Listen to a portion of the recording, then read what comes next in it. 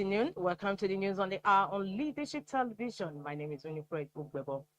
The Senate President, Akpabio, has escalated the legal battle over the suspension of Kogi Central Senator Natasha Akpabio, taking the matter to the Supreme Court to sustain his appeal against lower court rulings.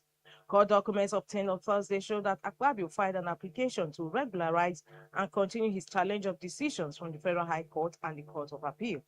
Akpabio was listed as the appellant, while the respondents include Akpoti Uduaghan, the Clerk of the National Assembly, the Senate of the Federal Republic of Nigeria, and Senators Neda Imaswe, Chairman of the Senate Committee on Ethics, Privileges, and Public Petitions. The dispute dates back to a February 2025 plenary session during which Akpoti Uduaghan raised points of privilege and alleged procedural breaches. Following this, the Senate Ethics Committee recommended her suspension. Dissatisfied, she approached the Federal High Court in Abuja, alleging a violation of her rights to a fair hearing and non-compliance with Senate standing orders. On July 4, 2025, the Federal High Court ruled that her suspension was excessive and unconstitutional. Following appeals at the Court of Appeal, Akpabio has now turned to the Supreme Court, seeking an extension of time to apply for leave to appeal on misgrants of law and fact, and recognition of his notice of appeal and brief of argument as properly filed.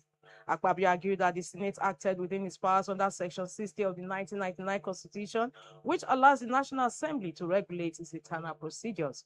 He added that the Senate President was not obliged to immediately rule on every point of privilege and that the disciplinary process was lawfully activated.